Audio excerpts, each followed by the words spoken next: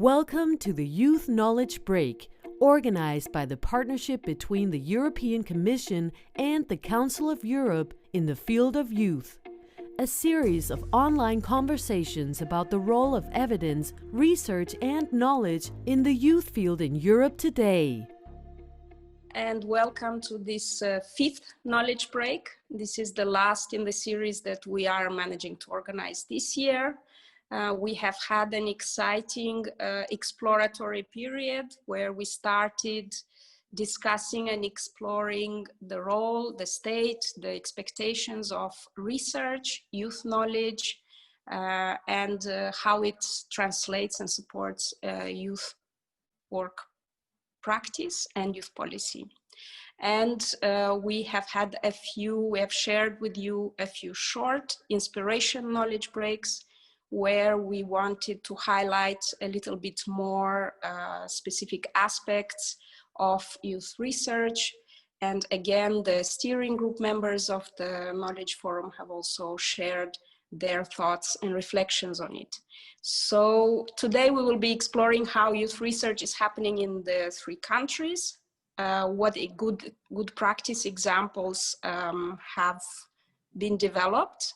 We know that the reality is very diverse across Europe, and we would like to start this conversation by sharing three examples and by exploring a little bit deeper, analyzing deeper what it brings to youth policy and to youth work practice. So I invite the first contributor, Sofia Laine. She is a member of the pool of European youth researchers. She is a researcher from Finland, contributing also to the Finnish Youth Research Network.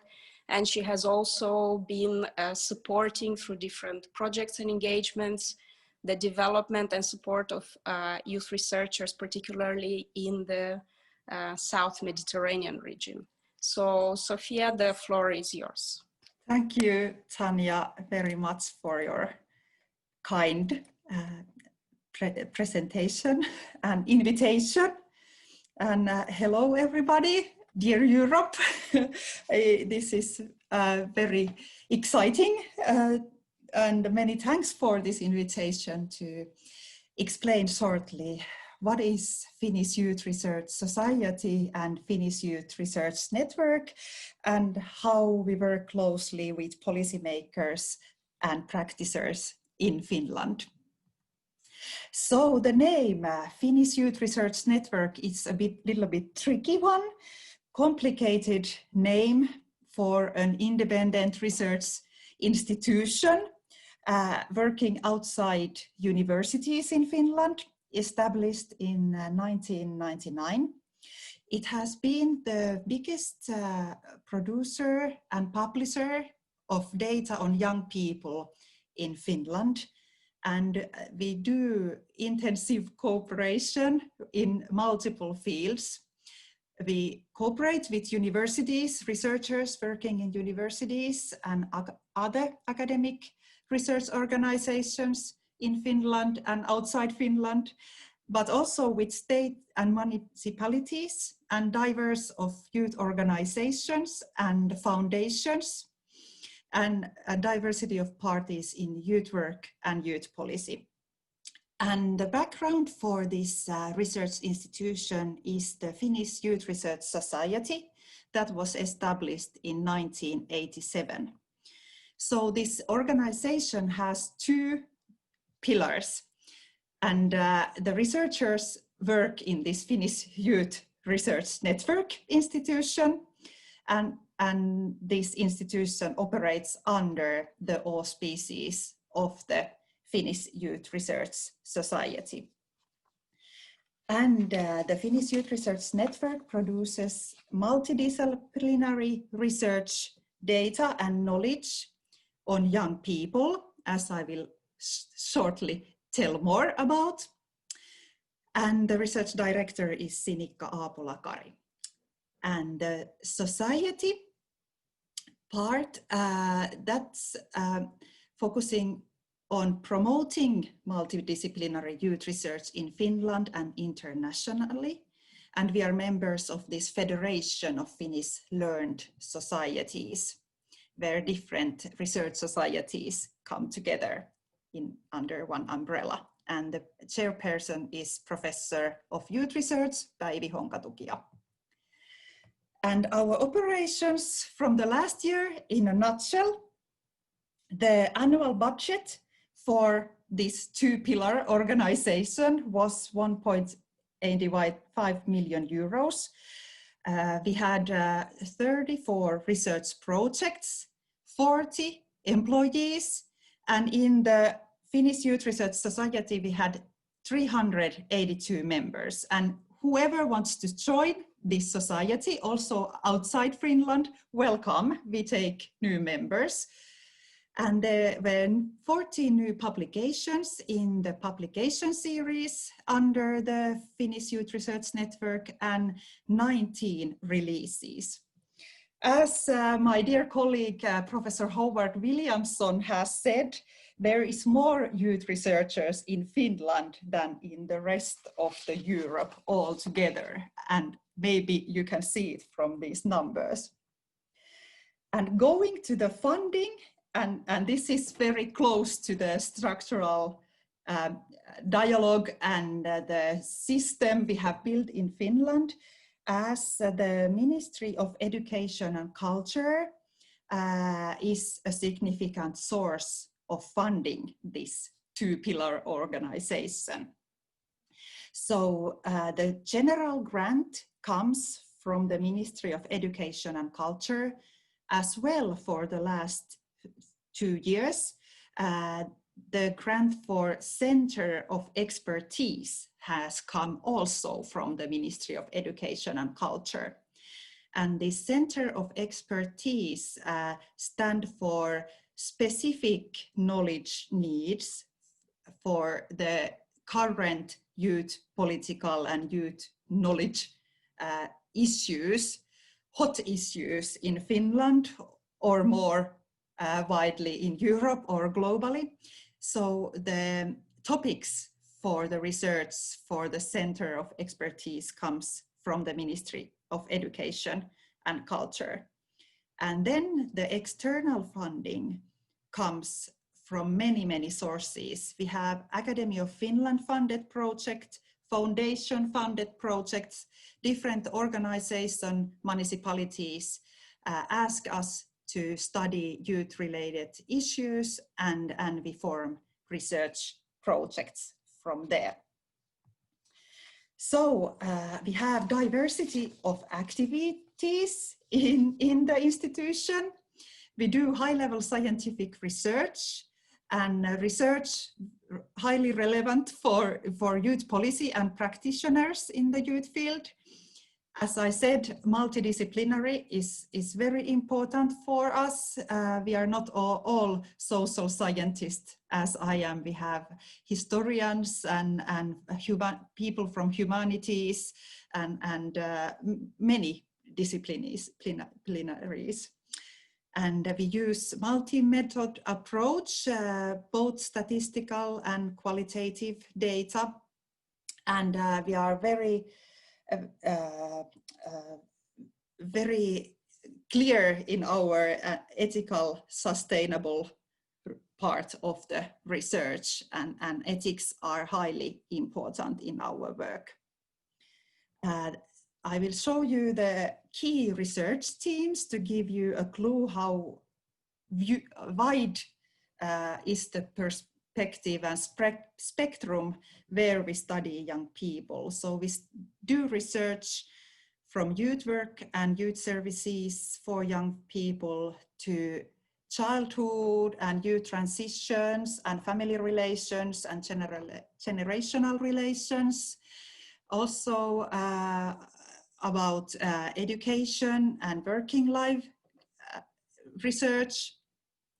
Social inclusion and youth engagement is something where I have been actively contributing. Equality and inequality is very important questions, as well as physical activities, leisure time, arts and culture, hobbies, and in general well-being, health and intoxicants. So you see, it's a wide spectrum of topics. We run almost, I would say, every year these topics are part of our work. And very shortly, some examples of our research activities. One of the most well-known is the Youth Barometer, that is statistical annual research published since 1994. It's the most important academic survey measuring the values and attitudes of young people living in Finland. And you find the summaries in English as well, so please have a look. And this would be interesting some year to contribute with some other country, this kind of statistical publication. And I also mentioned that the Youth Wiki is part of our contributions for the Europe. My colleague Anu Kretzel runs the Finland's Youth Wiki. And we publish a lot also in online, also in English, so you can go and see from our website what publications we might have that interests you in English, and hopefully also online. We also have an academic journal on youth research published since 1985, but that's unfortunately in Finnish, but it's very important journal on the field. And we have this special ethics committee for issues related to youth and childhood studies. I see that my time is out.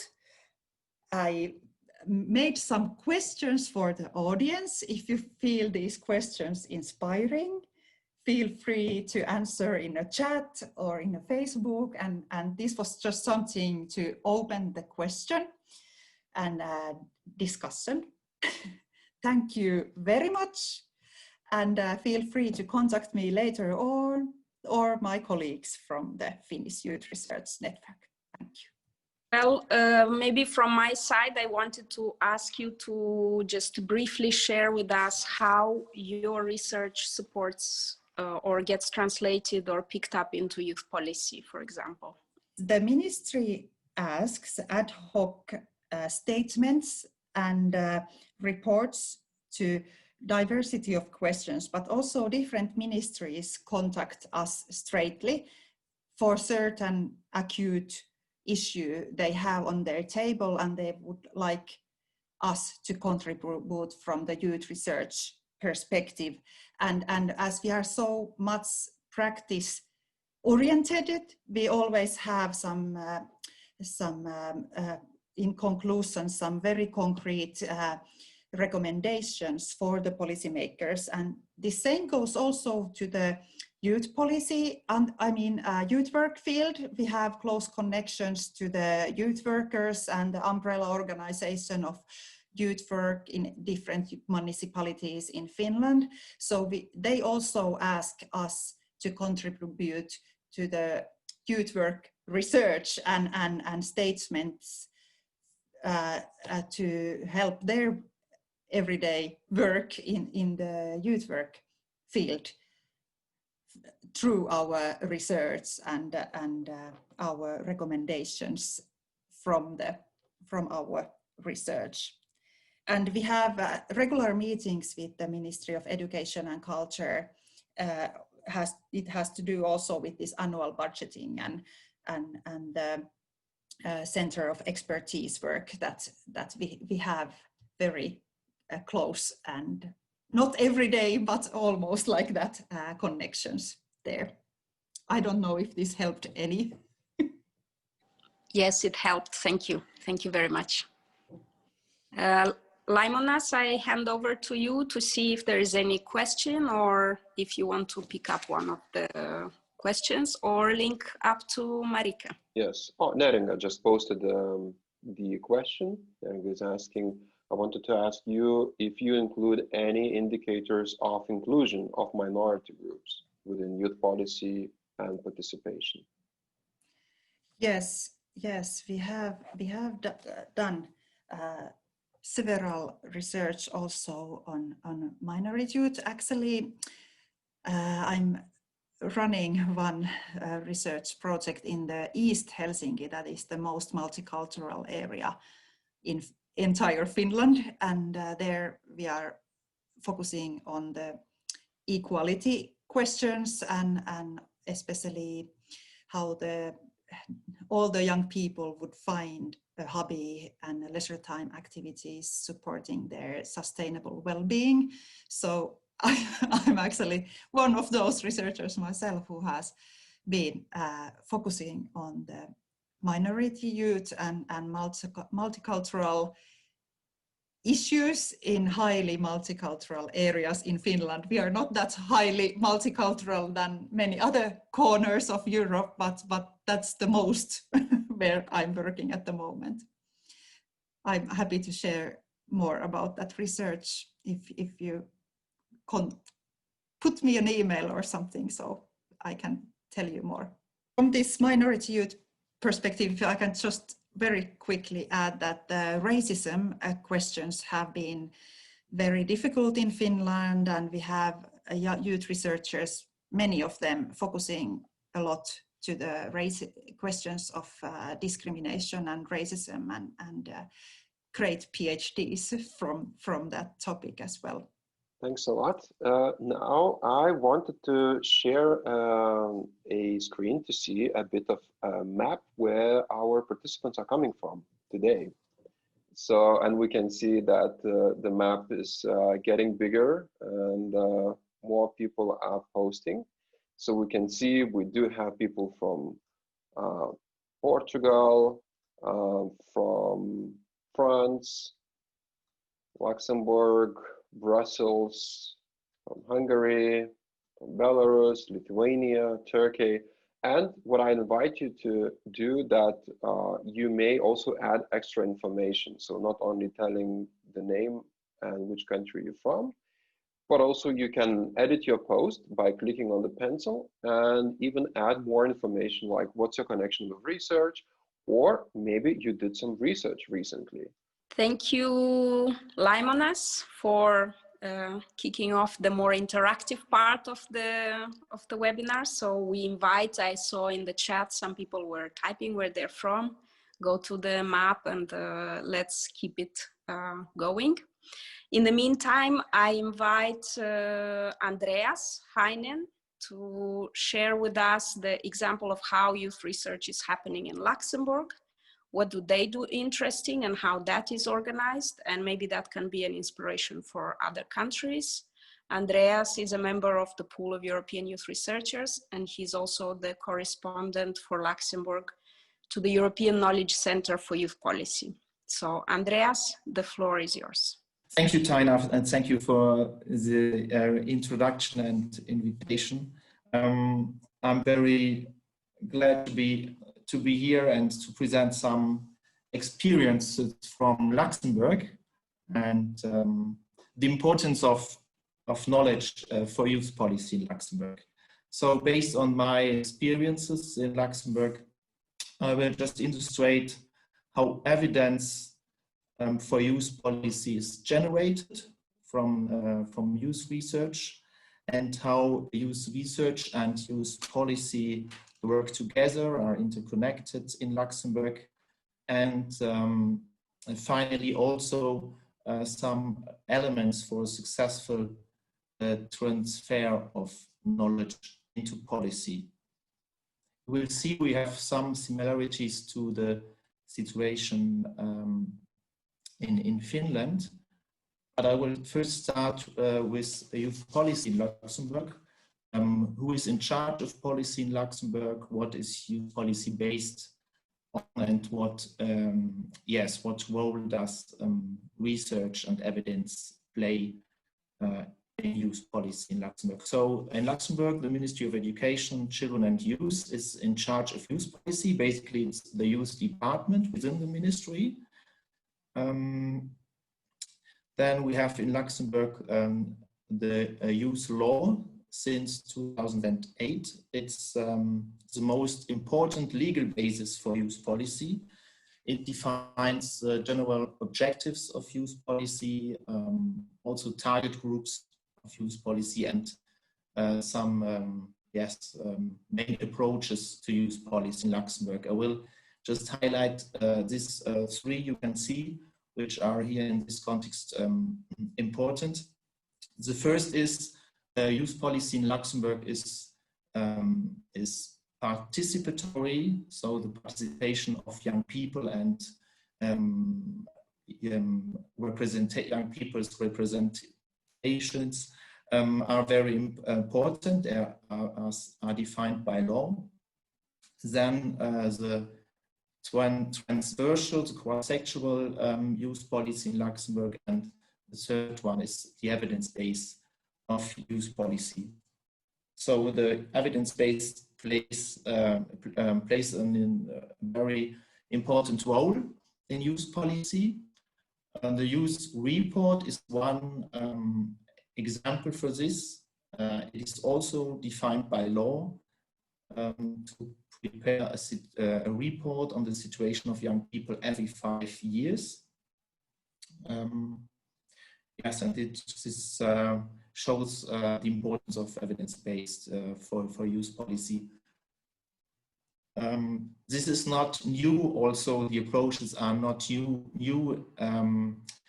Many of you know that similar debates or approaches are also have also been discussed on the European context, and the Luxembourgish youth policy is strongly affected by the developments on the European level. So, just for example, the white paper on youth in 2001 and all the debates afterwards, it highly influenced the youth law and its content in 2008. So now I will come to youth research in Luxembourg. So what do we do here at the University of Luxembourg? What's the youth research about? The main youth research institution in Luxembourg is the Center for Childhood and Youth Research. It's part of the University of Luxembourg. It's a bit similar to Finland. We have a team of youth researchers from different disciplines. We work with different methods, qualitative and also quantitative, standardized methods, surveys, and so on. So this is the methodic approach of youth research in Luxembourg. Research is on the one side basic research, but also applied research. This is very important from the beginning on, that we also do applied commissioned research, which is funded by public authorities, ministries, administrations, or NGOs, and so on. It's a huge part. More than half of the research projects are applied research projects in terms of funding. One important funding or the most important, I would say, funding and cooperation partners, the youth ministry or the youth department within the Ministry of Education. And this cooperation defines the cooperation between policy and research. We have a continuous exchange between research and policy by a steering group. We have funding of youth research, which is also fixed by this agreement, and also a work plan which has to be signed by both parties every year, and to define specific research project and also the funding. So we have a long-term and a structured cooperation between policy and practice in Luxembourg. between university and the ministry. So now I will show you one example, the youth report in Luxembourg, which is, yeah, I would say the main or the biggest research project we have to inform policymakers in the field of youth here in Luxembourg. As defined by the law, the minister in charge has to present every 5 years a youth report in the parliament. So this is defined by law, and this is a high commitment to present it and to be discussed in the parliament. And the preparation of the report is done by the research group within the university and the center. Some key characteristics of the report: it's a scientific report, which is prepared by researchers, which is a bit different to some other countries where reports are prepared in-house, so by administrations or ministries themselves. So it's different. We have this model in Luxembourg, the scientific report in other countries in Europe as well. But there's also this administrative reports, this kind of reports. Then we have broad databases. We work with different data. We have on the one hand existing data from administrations, from ministries, statistics mostly. Then we have survey data, our own survey data, a youth survey we started 2 years ago, and also existing survey data, mostly European surveys, and qualitative data. So we do interviews with young people or even with experts from the youth field. And this is the database for the youth report. What's important for us is to get an inside view, the subjective view, perspective of young people. So to present young people's meanings, interpretations of reality, and not just to present official statistics like employment statistics, demographic statistics, or so on. So that's an important point here. The report is a scientific analysis, and its objective is also to identify challenges for youth policy. So it gives a description of the situation, but also identifies challenges, future challenges for youth policy. It does not define specific recommendations or measures for youth policy. That's actually that's not our business, I will say, as youth research, to define concrete measures. Now it gets interesting, the transfer of knowledge from youth report to youth pact.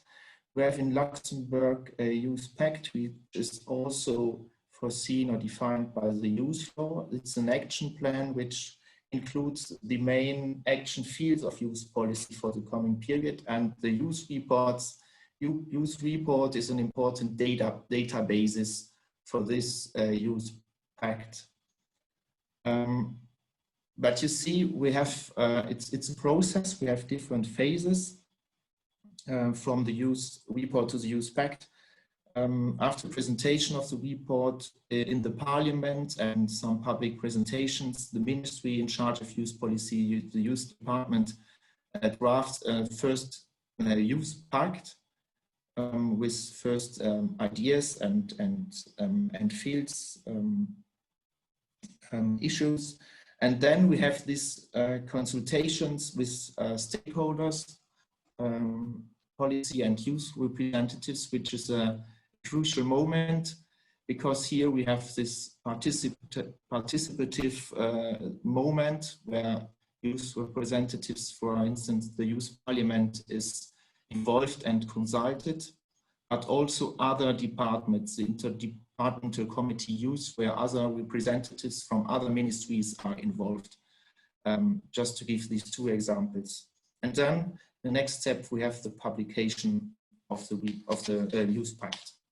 Okay, the time is running, so I will now come, oh yes, this is the last slide, and I will conclude with some thoughts on factors of success to strengthen the importance of evidence for youth policy. So from my point of view, it's important to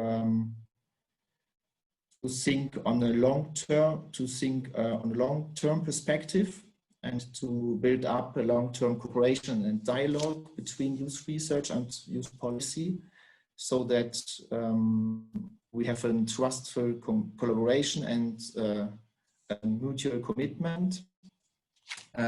Responsibilities and duties of research on the one side and policy on the other should be clear and transparent. Should be clear what youth research can contribute and also what research cannot contribute. We cannot, as researchers, give fast, quick, easy answers on complex questions. And we cannot define policy measures. We can give an input for this discussion and give an input for the further development of measures. On the other side, we have to be aware that policy communication is a bit different, and we have to communicate clear and communicate in a way that people from outside the academic context can not just understand, but also interpret the findings we have. Then the awareness of different duties, of different roles, of different working areas is important, but I think what is important that we have a common interest, policy and research, and this common interest should be that everybody wants to get a better understanding of the situation of young people. That is the common interest, and what strengthens also the dialogue and the discussion between policymakers and research. And another point is that the perspective of young people, that's what research can contribute, the perspective of young people themselves can give a specific value on research and can strengthen also the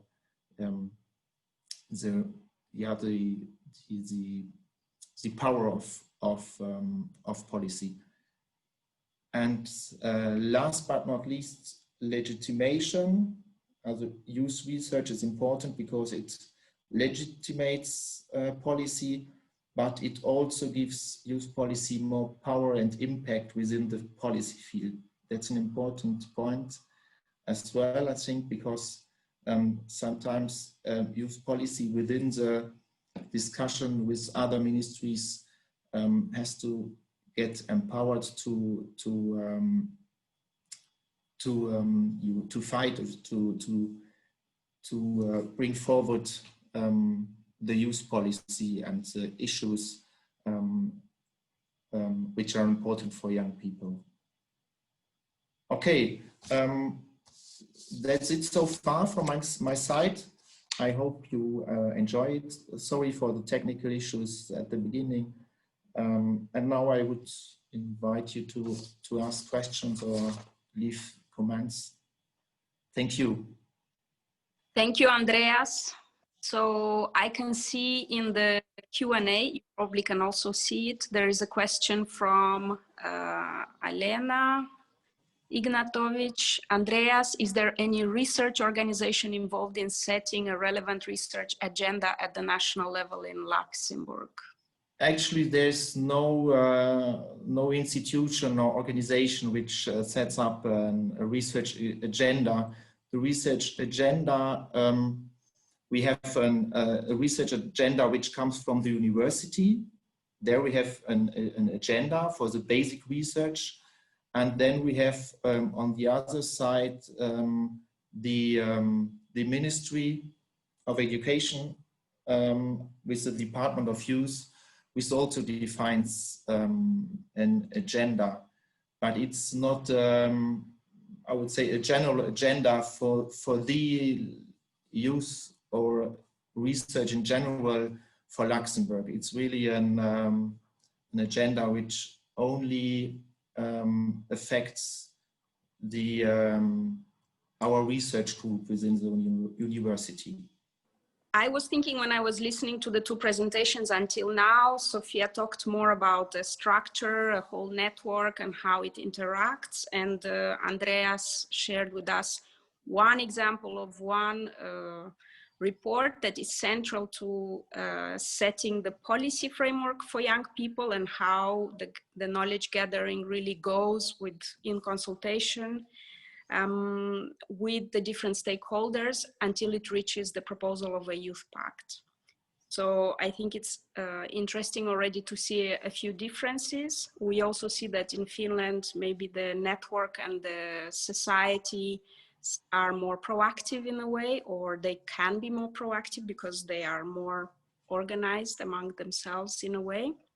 But in Luxembourg, as you just responded to the question from Elena, it seems that it's more of a bilateral dialogue, obviously in the interest of policy.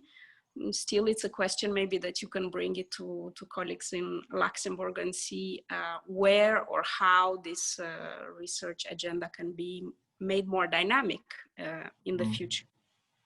I have a few questions that I have been also gathering during the presentations, but maybe we move on to hear the third input, to hear yet another example, and that will be from Carlos Manuel Pereira. He's a member of the board of directors of the Portuguese Institute for Sports and Youth. And then after that, we will go into, I will launch some of these questions to all of you. Many thanks, Tanya. Thank you very much for this kind invitation. I'm very pleased to share some ideas and some practice of Portugal related to youth research and related to the design of youth policies. I'm not a researcher. I'm belonging to the board of the Portuguese Institute for Youth and Sports. You don't have a very regular practice or a formal or a national organization for youth research. But I'm going to explore some topics that you asked me to follow. And I think, fortunately, it complements the previous presentations from Finland and from Luxembourg, I hope. Let's see, I'm going to talk a little bit about main research actors in youth policies in Portugal.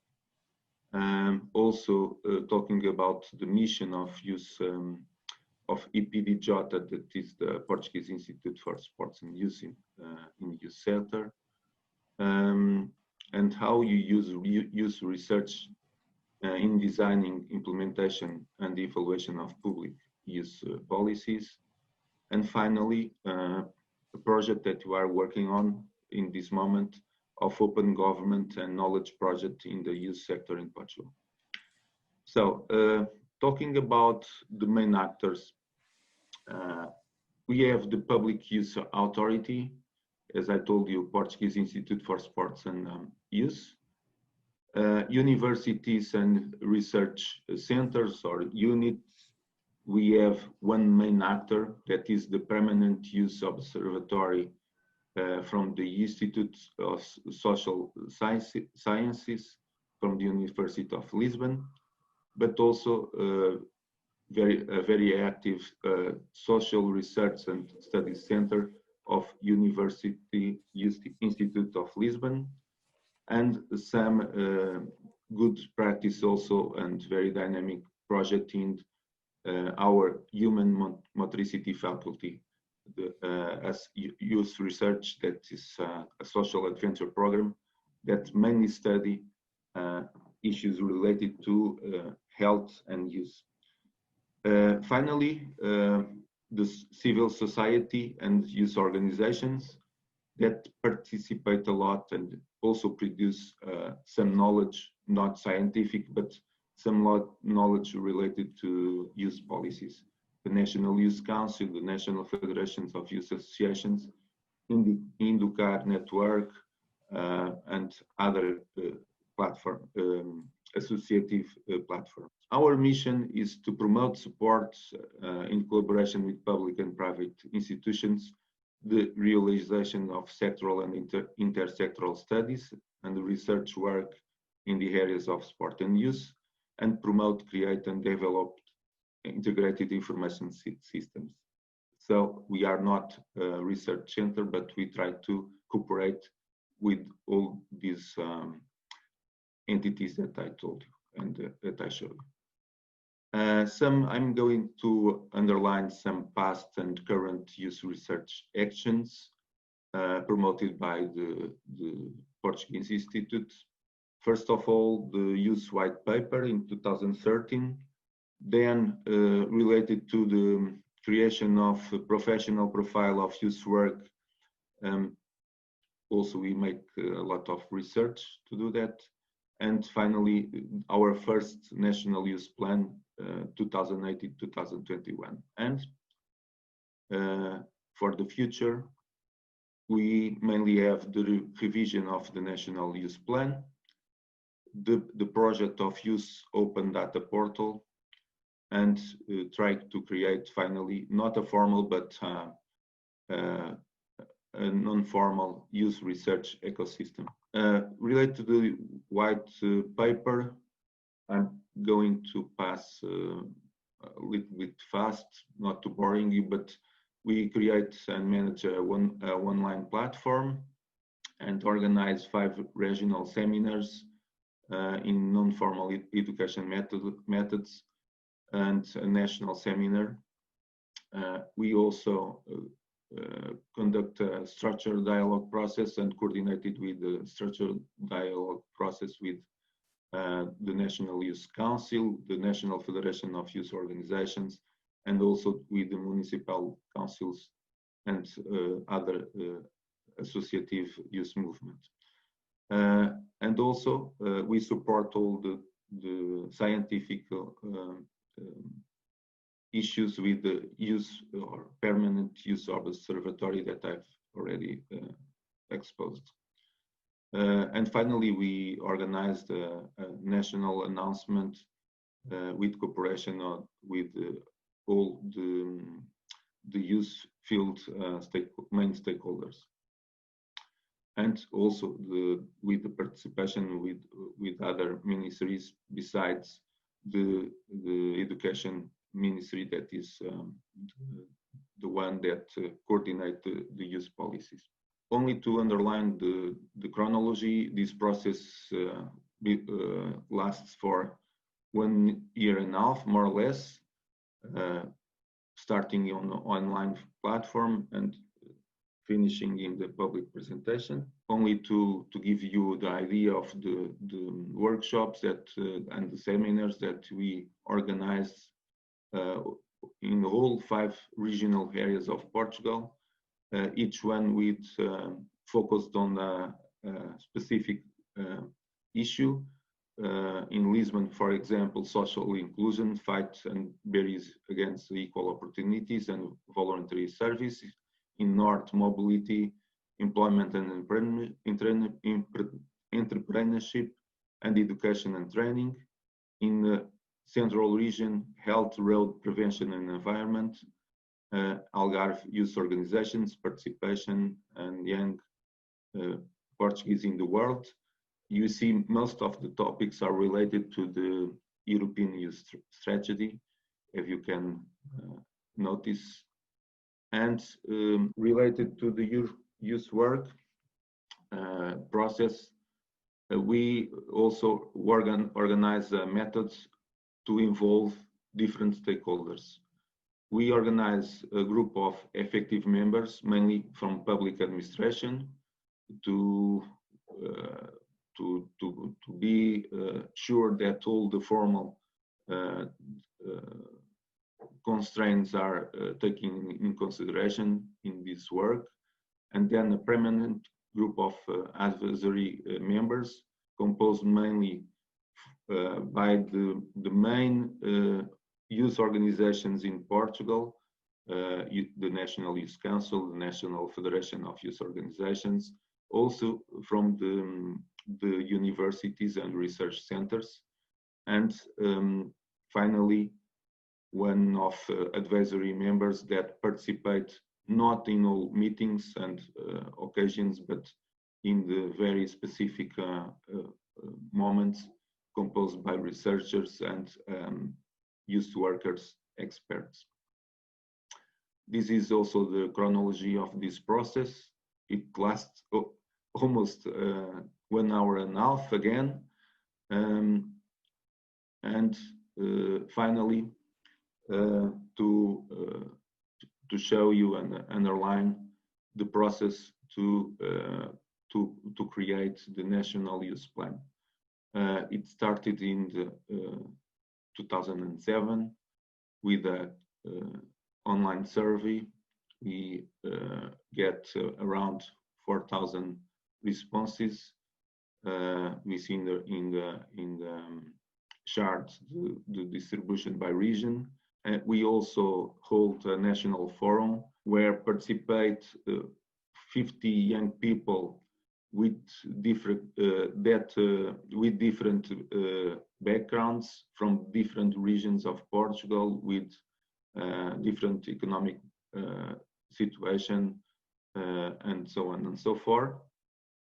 Then we organize a focus group also with 6 different groups representing youth technicians, public administration technicians, researchers, young secondary school leaders, young higher education leaders, young youth association leaders, to try to represent the diversity of young people. Also, we had a questionnaire directed to the municipalities,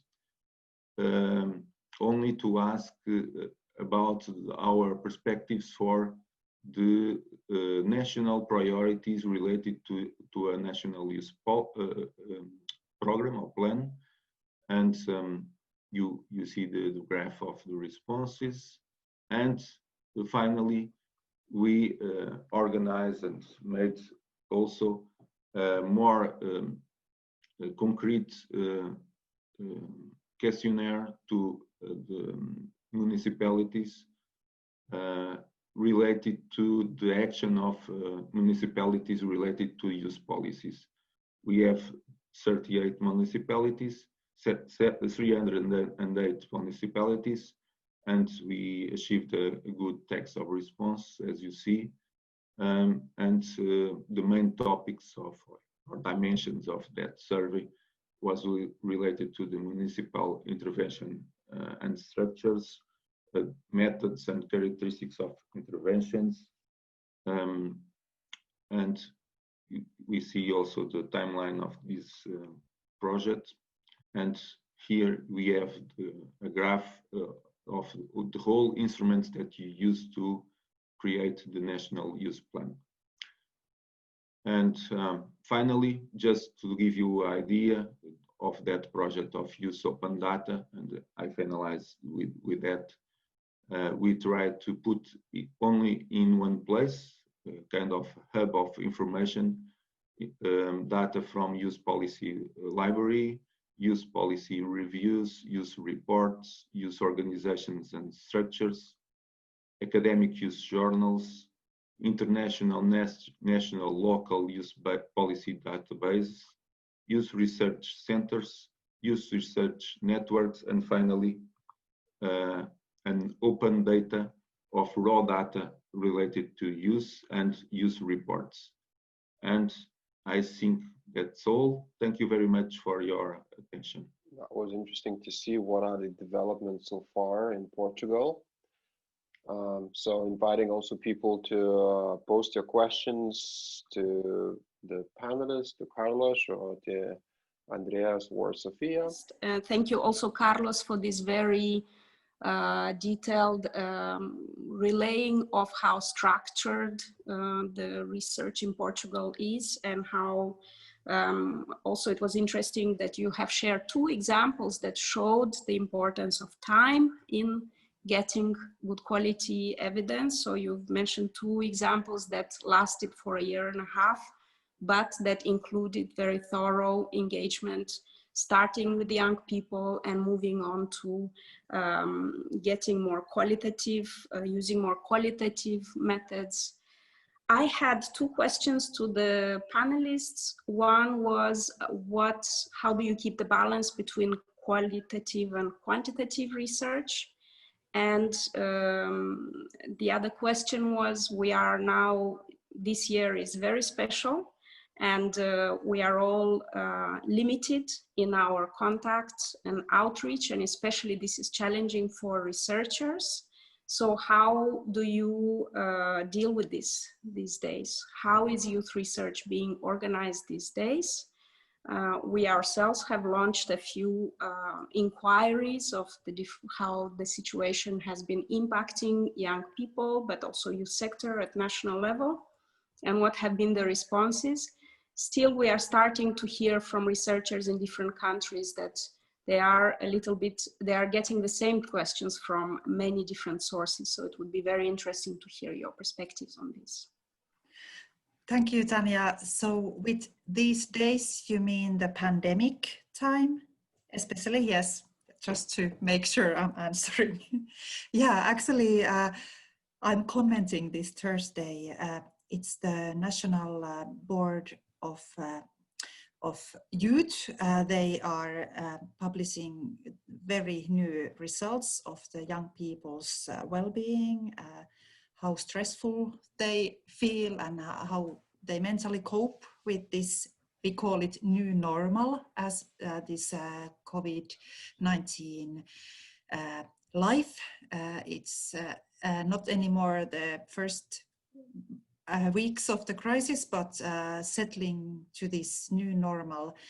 We have also conducted with my colleague AYOUTH a study on focusing on young people and leisure time activities and hobbies during the COVID-19 in Finland. And especially we have been worried about the sharing and caring and loving elements of the leisure time activities with the remote activities and with the distance. These very fundamental rights and needs for young people are many times lacking or weakened because of the new instructions.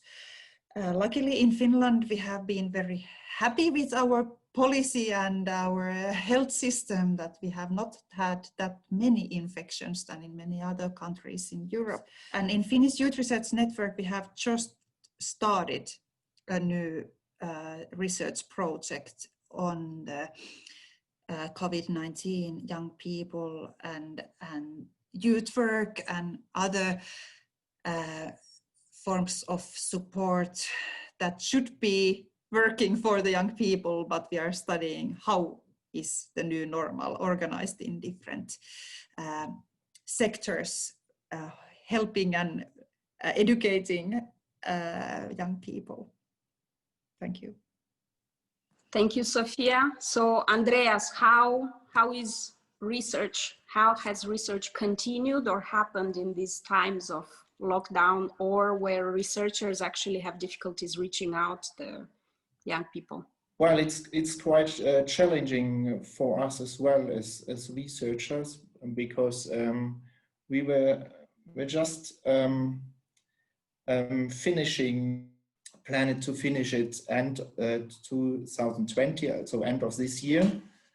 And this report is on health and well-being. We started in 2018, and yes, in spring the pandemic came, and we discussed with the ministry what we could do, and we set up a new project on COVID-19, a survey, a youth survey, and also qualitative interviews.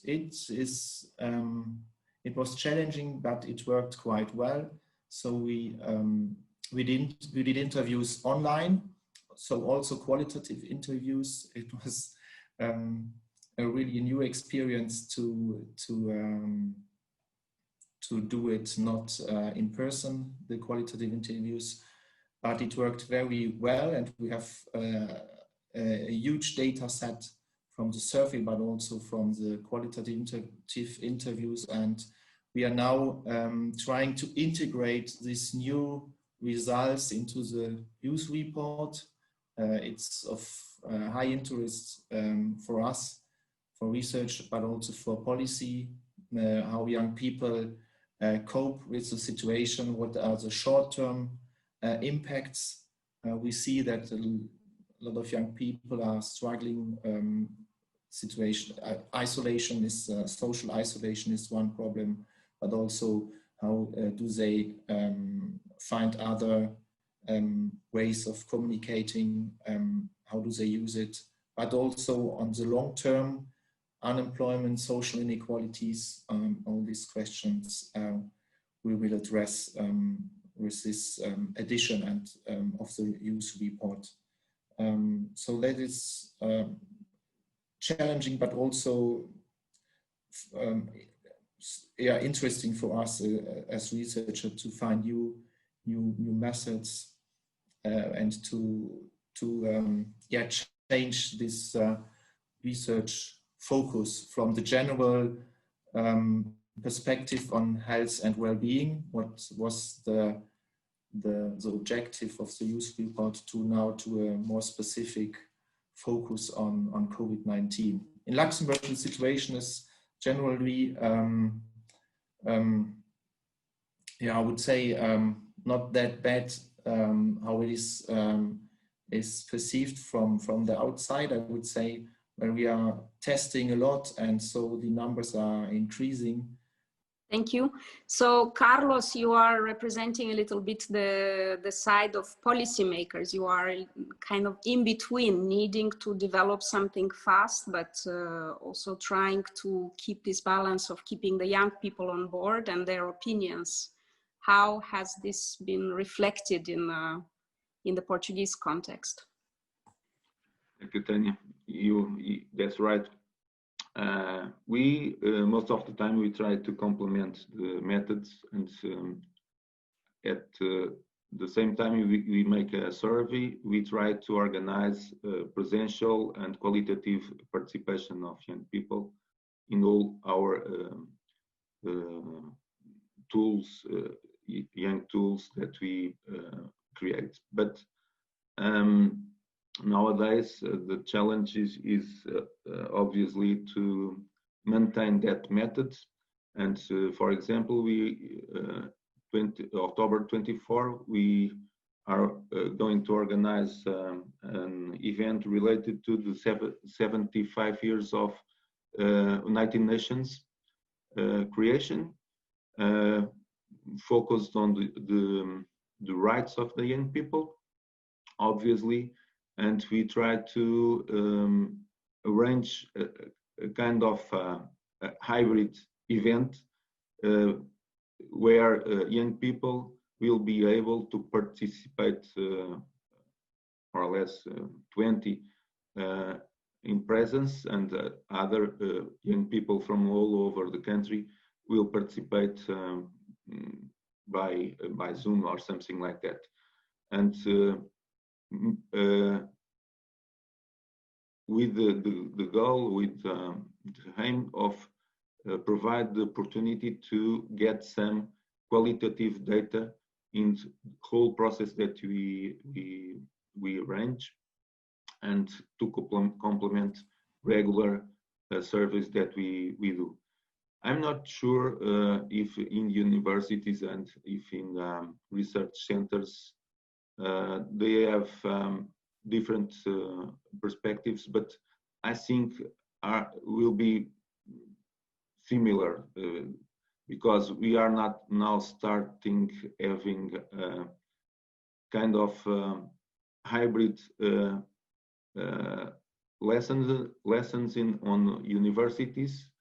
I'm a lecturer in different fields, not in management, not in youth field, but we are starting to have hybrid classrooms with some students in the classroom and others at home. So I think we can manage to have a solution to these constraints. Thank you, Carlos. I do not see any other questions, and we are nearing the end of our webinar. I would like to thank the guests. We will definitely be sharing the final graphic recording of this, and we will also post video, an edited video of this webinar. Thanks to Laine, to Marietta, who has been supporting also with the live stream on Facebook. And thanks to everyone who has followed this discussion. We hope this is an opening and a beginning for other people to reflect on how youth research is developed in their countries and how it supports youth policy and youth work practice. We think that the role of research is only going to be demanded more, especially at times when policymakers have to make 180-degree change to make fast decisions and adapt to the realities, and especially to the challenges and aspirations that young people are feeling in the current context. And we will be launching live a Youth Knowledge Hub on COVID-19 impact on young people and on the youth sector and the responses that are coming through. So if you have any resources, please feel free to share with us. At the Youth Partnership website, you will find more information. And finally, on 28th, 29th of October, we will hold in the first half day, we will hold the Youth Knowledge Forum, also a digital event, but with interesting discussions and a continuity of what we have tried to bring until now through the Youth Knowledge Break series. So until the end of October, hopefully we will see some of you there, and we wish you a good day and a good rest of the week.